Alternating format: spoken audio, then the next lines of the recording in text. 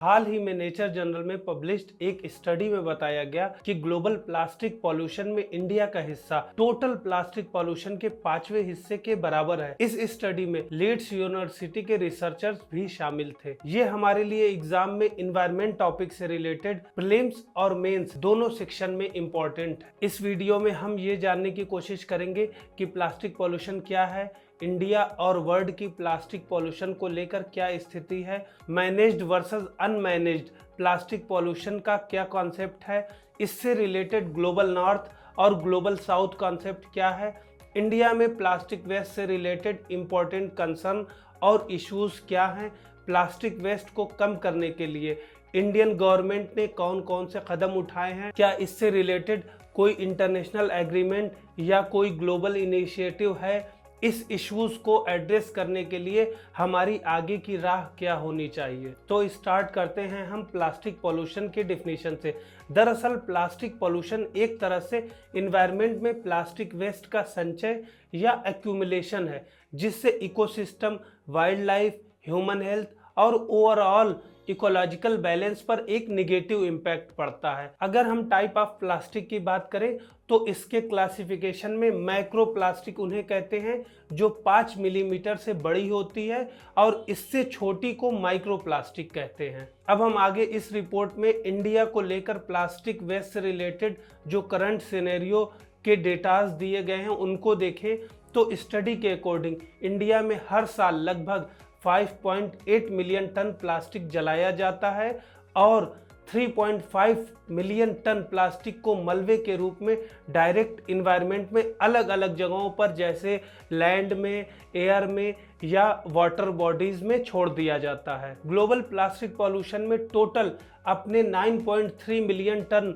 हर साल के कंट्रीब्यूशन के साथ इंडिया, जो कि नाइजीरिया के 3.5 मिलियन टन, इंडोनेशिया के 3.4 मिलियन टन और चीन के 2.8 मिलियन टन से बहुत ज़्यादा आगे है। इसमें हम आगे ये भी जानने की कोशिश करेंगे कि किस तरीके से इंडिया का प्लास्टिक वेस्ट इतना ज़्यादा है जबकि यूरोपियन कंट्रीज़ और अमेरिका इसमें बहुत पीछे हैं। अगर वहीं हम ग्लोबल लेवल पर प्लास्टिक वेस्ट की बात करें तो वर्ल्ड में ओवरऑल हर साल 251 मिलियन टन प्लास्टिक वेस्ट उत्पन्न होता है। इस वेस्ट का लगभग 52.1 मिलियन टन यानी 20% अनमैनेज्ड रह जाता है, यानी अप्रबंधित रह जाता है, जो इन्वायरमेंट में सीधे छोड़ दिया जाता है। यही हमारा मैनेज्ड वर्सेस अनमैनेज्ड वेस्ट की बात अहम हो जाती है, जहां मैनेज्ड वेस्ट को कलेक्ट कर या तो रिसाइकिल किया जाता है या रीयूज किया जाता है या फिर उसको लैंडफिल में दबा दिया जाता है। मगर अनमैनेज्ड वेस्ट मेनली दो तरह से आते हैं। एक जला हुआ प्लास्टिक जिससे कार्बन मोनोऑक्साइड जैसी जहरीली गैसें निकलती हैं, जिससे बहुत ज़्यादा एयर पोल्यूशन होता है, और वहीं बिना जला हुआ प्लास्टिक वेस्ट ग्लोबल लेवल पर लैंड और वाटर बॉडीज पर निगेटिव इम्पैक्ट डालता है। वहीं अनमैनेज्ड प्लास्टिक स्टैटिक्स की बात करें तो इसके भी दो पहलू हैं।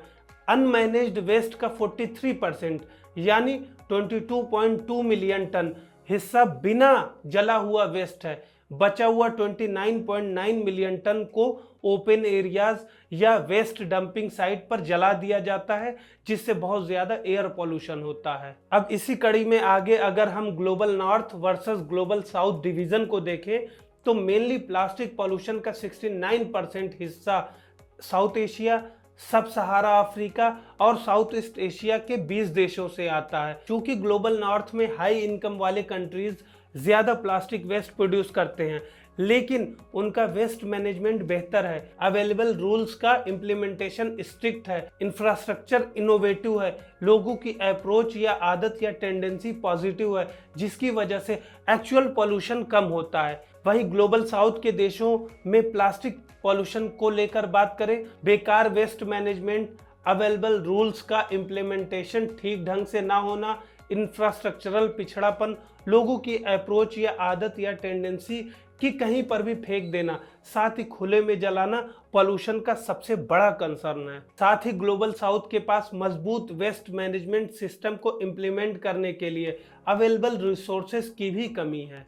भारत में प्लास्टिक वेस्ट से रिलेटेड कंसर्न या इश्यूज की बात करें तो इंडिया अपने बढ़ते प्लास्टिक वेस्ट को कम करने के लिए लगातार एक्टिव है, जैसे कि 3R रिड्यूस, रीयूज, रिसाइकिल, जो कि सर्कुलर इकोनॉमी कॉन्सेप्ट का बेस है, या फिर मिशन लाइफ हो, या फिर नया इनिशिएटिव वेस्ट टू वेल्थ हो, क्योंकि प्लास्टिक हमारे टूथब्रश से लेकर डेबिट कार्ड तक हर जगह मौजूद है। भारत में हर दिन लगभग 10,000 टन प्लास्टिक वेस्ट कलेक्ट नहीं होने की वजह से अलग अलग तरीकों से सीधे इन्वायरमेंट में चला जाता है।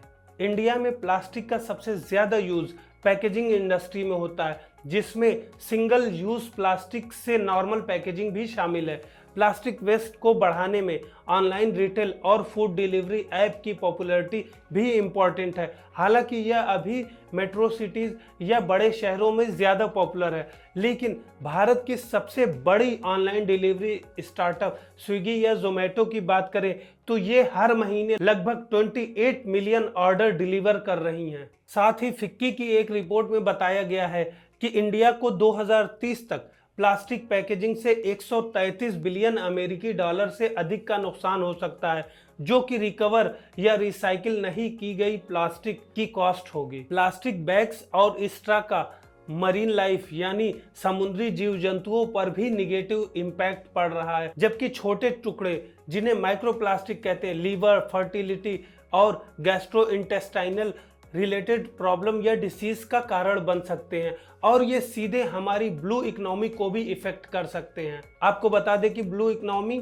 या नीली अर्थव्यवस्था एक कॉन्सेप्ट है जिसमें इकोनॉमिक ग्रोथ, जॉब क्रिएशन और ओशनिक इकोसिस्टम के कंजर्वेशन के लिए समुद्री संसाधनों का सस्टेनेबल यूज शामिल है।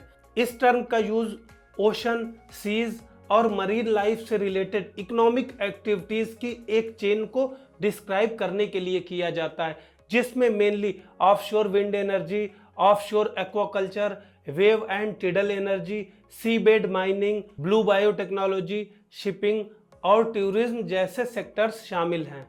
इंसानों में भी प्लास्टिक टॉक्सिसिटी, हार्मोनल चेंज और फर्टिलिटी प्रॉब्लम और जन्म के समय डिस्टोर्शन यानी विकृतियों को बढ़ा सकती है। अब अगर हम प्लास्टिक वेस्ट से रिलेटेड इंडियन गवर्नमेंट के मेजर इनिशिएटिव की बात करें तो इंडिया ने जून 2022 में ही वर्ल्ड इन्वायरमेंट डे पर सिंगल यूज प्लास्टिक पर एक नेशन वाइड अवेयरनेस कैंपेन शुरू किया था। सिटीजन्स को अपने आसपास सिंगल यूज प्लास्टिक के सेल, यूजेज, मैन्युफैक्चरिंग की जांच करने और प्लास्टिक के खतरों से निपटने के लिए एम्पावर करने के लिए single use plastic grievance redressal के लिए एक डेडिकेटेड मोबाइल ऐप भी लॉन्च किया था। Plastic waste management amendment rule 2022 में 1 जुलाई 2022 से कई सिंगल यूज प्लास्टिक आइटम्स की manufacturing, import, stocking, distribution, sales और इसके इस्तेमाल पर रिस्ट्रिक्शन लगाया गया है। साथ ही इसने एक्सटेंडेड प्रोड्यूसर रिस्पॉन्सिबिलिटी यानी EPR को भी मैंडेटरी कर दिया है, जो प्रोडक्ट की लाइफ साइकिल के एंड में अपने प्रोडक्ट को कलेक्ट करने और प्रोसेस्ड करने के लिए मैन्युफैक्चरर को रिस्पॉन्सिबल बनाकर सर्कुलर प्रोसेस को बढ़ावा देता है। इंडिया प्लास्टिक पैक्ट एशिया में अपनी तरह का पहला एग्रीमेंट है जो प्लास्टिक मटेरियल्स की वैल्यू चेन के भीतर प्लास्टिक को रिड्यूस, रीयूज और रिसाइकिल करने के लिए सभी स्टेक होल्डर्स को एक साथ लाने का एक एम्बिशियस और कोलैबोरेटिव इनिशिएटिव है। प्रोजेक्ट रिप्लान यानी रिड्यूसिंग प्लास्टिक इन नेचर, जिसे khadi and village industries commission ने स्टार्ट किया है, इसका मेन ऑब्जेक्टिव ज़्यादा सस्टेनेबल अल्टरनेटिव्स प्रोवाइड करके प्लास्टिक बैग्स के यूज़ को कम करना है। वहीं अगर हम प्लास्टिक वेस्ट से रिलेटेड ग्लोबल इनिशिएटिव की बात करें तो one earth one health, mission life, SDG goals, Paris climate change agreement, ये सभी कहीं ना कहीं पॉल्यूशन कम करने के लिए ही हैं। 2022 में ही 124 देशों और भारत सहित यूनाइटेड नेशंस एनवायरनमेंट असेंबली के दलों ने एक एग्रीमेंट को तैयार करने के लिए एक प्रपोजल पर साइन किए थे, जो फ्यूचर में सिग्नेटरीज के लिए प्लास्टिक के प्रोडक्शन से लेकर डिस्पोजल तक पूरी लाइफ साइकिल को एड्रेस करके प्लास्टिक पॉल्यूशन को खत्म करने के लिए लीगली बाइंडिंग एग्रीमेंट होगा। आपको बता दें कि जुलाई 2019 तक 68 देशों ने अलग अलग लेवल की रिस्ट्रिक्शन के इन्फोर्समेंट के साथ प्लास्टिक बैग्स पर बैन लगा रखा है। जुलाई 2021 में ही यूरोपियन यूनियन में भी सिंगल यूज प्लास्टिक पर बैन इफेक्टिव हो गया है। वहीं क्लोजिंग द लूप, जो एशिया और पैसिफिक रीजन के लिए United Nations economic and social commission का एक इनिशिएटिव है, जिसका मेन ऑब्जेक्टिव प्लास्टिक पॉल्यूशन के प्रॉब्लम से निपटने के लिए ज़्यादा इनोवेटिव पॉलिसी सॉल्यूशन डेवलप करने में सिटीज़ की मदद करना है। ग्लोबल टूरिज्म प्लास्टिक इनिशिएटिव का टारगेट 2025 तक एक्शनेबल कमिटमेंट्स से टूरिज्म सेक्टर में प्लास्टिक पोल्यूशन को कम करना है। ये इनिशिएटिव 100% प्लास्टिक पैकेजिंग को रीयूज, रिसाइकिल से रिप्लेस करके और साथ ही इसमें कोऑपरेशन और इन्वेस्टमेंट बढ़ाने पर भी बेस्ड होगा। अब अगर हम फ्यूचर कोर्स ऑफ एक्शन या आगे की राह की बात करें तो प्लास्टिक के प्रोडक्शन, कंजम्पशन और डिस्पोजल से जुड़े प्लास्टिक के मेजर हॉटस्पॉट की पहचान करने से गवर्नमेंट को प्लास्टिक की प्रॉब्लम से सीधे निपटने के लिए इफेक्टिव पॉलिसीज डेवलप करने में डायरेक्ट मदद मिल सकती है। प्लास्टिक की उन चीज़ों का पहचान करना जिन्हें गैर प्लास्टिक, रिसाइकिल होने योग्य वस्तुओं या बायोडिग्रेडेबल सामान से रिप्लेस किया जा सकता हो, ये भी अहम कदम होना चाहिए। इसमें ऑक्सो बायोडिग्रेडेबल प्लास्टिक के इस्तेमाल को बढ़ावा देना भी शामिल हो सकता है, जो अल्ट्रावायलेट रेडिएशन और हीट से नॉर्मल प्लास्टिक के कंपैरिजन में ज़्यादा तेज़ी से डिग्रेड होती हैं। आपको बता दें कि प्लास्टिक हमारे इकोलॉजिकल सिस्टम में इस कदर समा गया है कि इसे डाइजेस्ट करने के लिए बैक्टीरिया तक डेवलप हो गए हैं। जापान में खोजे गए प्लास्टिक खाने वाले बैक्टीरिया को पॉलिएस्टर प्लास्टिक, जिससे फूड पैकेजिंग और प्लास्टिक की बोतलें बनती हैं, पॉलिएस्टर प्लास्टिक को डाइजेस्ट करने के लिए डेवलप और मॉडिफाइड किया गया है। ऐसे बैक्टीरियाज का भी हम प्लास्टिक पॉल्यूशन को कम करने में इस्तेमाल कर सकते हैं। वहीं दूसरी ओर प्लास्टिक वेस्ट हमारे लिए एक एसेट, साथ ही एक रिसोर्स भी है। वेस्ट टू वेल्थ कैंपेन में रिसाइकलिंग, खासकर प्लास्टिक रिसाइकलिंग, एक ऐसा प्रोसेस है जो वेस्ट के लिए एक वैल्यू चेन बनाता है। यहाँ तक कि मदुरई में त्यागराज कॉलेज ऑफ इंजीनियरिंग को वेस्ट प्लास्टिक से टाइल्स और ब्लॉक बनाने के लिए पेटेंट भी मिल चुका है। इसको और इफेक्टिव बनाने के लिए कैटरिंग बिजनेस में सिंगल यूज प्लास्टिक के इस्तेमाल पर भी बैन लगाया जाना चाहिए। आम लोगों को अपनी आदतें सुधारने के लिए सभी को सिंगल यूज वाली चीज़ों को रीयूजेबल वस्तुओं या ज़्यादा सस्टेनेबल सिंगल यूज वाले ऑप्शन से रिप्लेस किया जा सकता है।